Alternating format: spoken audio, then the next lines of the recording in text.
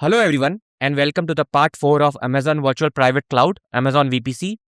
So this lecture will contain all these topics: routes in Amazon VPC, main route table in Amazon VPC, custom route tables in Amazon VPC, subnet route table association, implicit and explicit subnet association, replacing the main route table, gateway route tables, gateway route table routes, and monitoring your VPC. So first topic, routes in Amazon VPC. A route specifies a destination CIDR block where traffic wants to go. It also defines the target, which is the gateway or network interface to send the traffic. Together, they direct where your network traffic goes. To enable internet access for a subnet, you add a route with destination 0.0.0/0. The target for this route is the internet gateway attached to your VPC. IPv4 and IPv6 traffic are treated separately in route tables. You need to create distinct routes for each IP version because each route is specific to its traffic type. Prefix list allows you to group multiple CIDR blocks together under one name. You can use prefix list in route tables to simplify your route table entries instead of adding each CIDR block separately. Every route table includes local route by default. This route handles internal VPC traffic and is automatically added to facilitate communication between resources within the VPC. You can add specific routes to direct traffic to different targets. Common targets include NAT gateways and network interfaces depending on your network requirements. Some IP ranges are reserved by AWS and cannot be used for routes.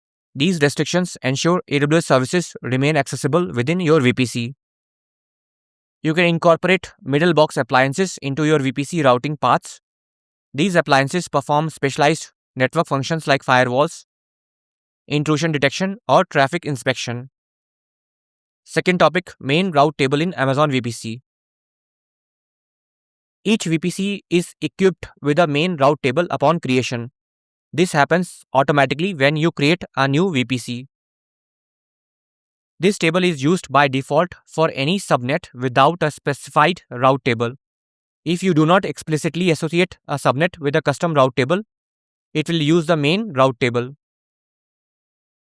Initially, the main route table contains only a local route.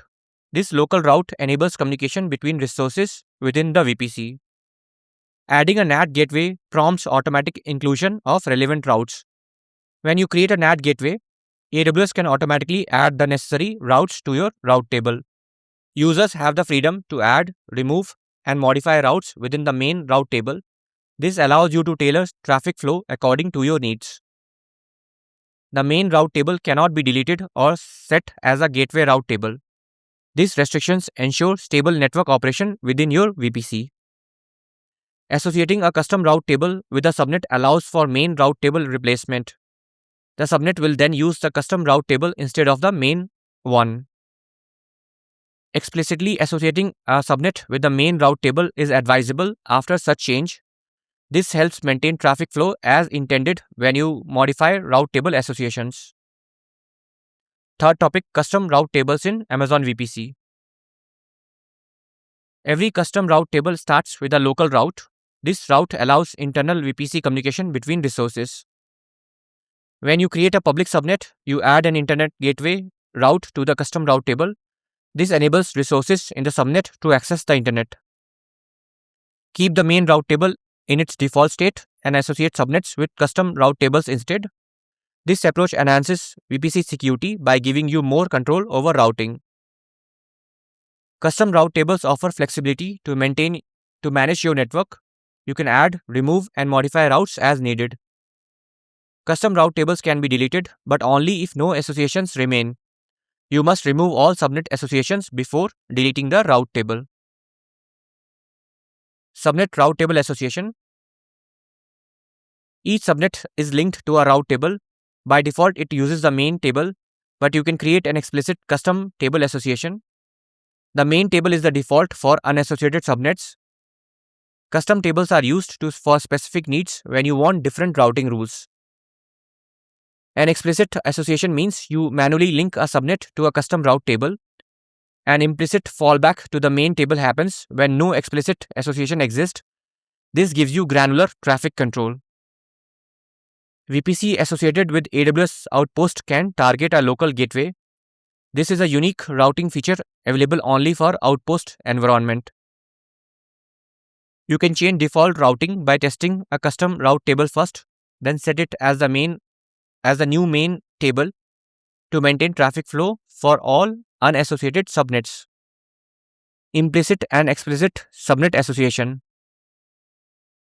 So this diagram illustrates a VPC setup with two subnets. First one, public subnet. It contains EC2 instances that are within a security group labeled security group A. This is explicitly associated with route table A. Route table A contains a route that directs internet-bound traffic to an internet gateway, and that allows instances in public subnet to initiate communication with the internet. Then we have private VPN subnet, VPN only subnet. This contains EC2 instances that are within a different security group labeled security group B. This is implicitly associated with route table B. Route table B has a route that sends all traffic to a virtual private gateway. This setup is typically used for a VPN connection, and this allows instances in the private subnet to communicate with a corporate data center or other specified private networks, but not directly with the internet. Then third, this is the internet gateway. Internet gateway is connected to a route table A, providing the public subnet with access to internet. In contrast, the virtual private gateway connects to route table B. This enables secure connections over a VPN. This configuration ensures that the public subnet can communicate directly with the internet, while the private subnet's traffic is routed for private networking, maintaining a secure environment for sensitive operations. The routing tables govern the flow of traffic from the subnets to their respective gateways, depending on whether it is meant for public internet access or private network access via VPN. Replacing the main route table. So this is the procedure. So this diagram depicts a sequence of actions to replace the main route table in VPC with two subnets. So this is the initial state. Subnet A and subnet B are both implicitly associated with route table A, which is the main route table. Route table B, a custom route table exists but is not associated with any subnet. Then we will have an association change. An explicit association is created between subnet B and route table B. This is the testing phase to ensure that the routing rules in route table B are functioning as intended for subnet B. Main route table replacement. After successful testing, route table B is designated as the main route table. Subnet A, which was originally associated with route table A, now falls back to an implicit association with route table B since it is a new main route table. Subnet B retains its explicit association with route table B. And final state, this is optional. If subnet B's explicit association with route table B is removed, it still remains implicitly associated with route table B, as it is now the main route table. So route table A, which is no longer associated with any subnet, can be deleted if it's no longer required. Seventh topic, gateway route tables. A gateway route table associates with an internet gateway or virtual private gateway. It manages traffic flow entering and exiting the VPC through these edge gateways.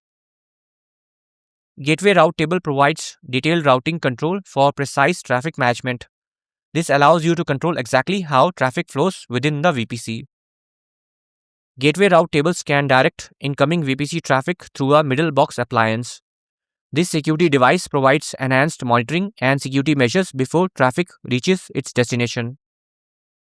Eighth topic is gateway route table routes. Gateway route tables associate with internet gateways or virtual private gateway. They support the default local route and can target a gateway load balancer endpoint or a network interface for middle box appliance traffic inspection.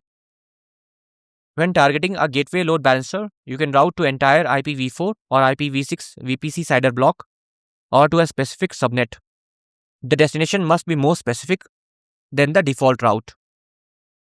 You can change the local route target to a network interface in the VPC. You can also restore the default local target at any time.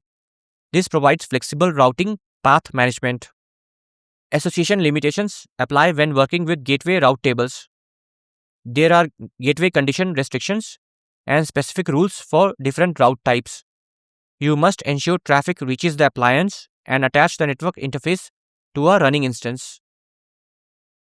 And last topic is monitoring your VPC. So first we have VPC flow logs. VPC flow logs capture information on the traffic going to and from network interfaces in your VPC. They are useful for security and network troubleshooting. Amazon VPC IP Address Manager. IPAM helps you plan, track, and monitor IP addresses for your workloads. It enhances the management of your network's IP space. Then third one, traffic mirroring. Traffic mirroring copies network traffic from an EC2 instance, network interface to out-of-band security and monitoring appliances. This allows for deeper inspection and analysis. Then we have Reachability Analyzer. Reachability Analyzer helps debug network reachability between two resources in your VPC.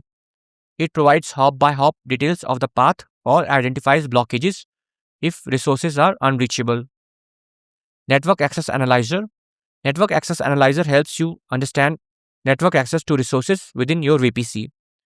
It improves your network security posture and compliance with regulation. And sixth, we have CloudTrail logs. CloudTrail logs capture detailed information about calls made to the Amazon VPC API. They help in audit and compliance by tracking who made what call, from where, and when. And that's all. Thanks for watching.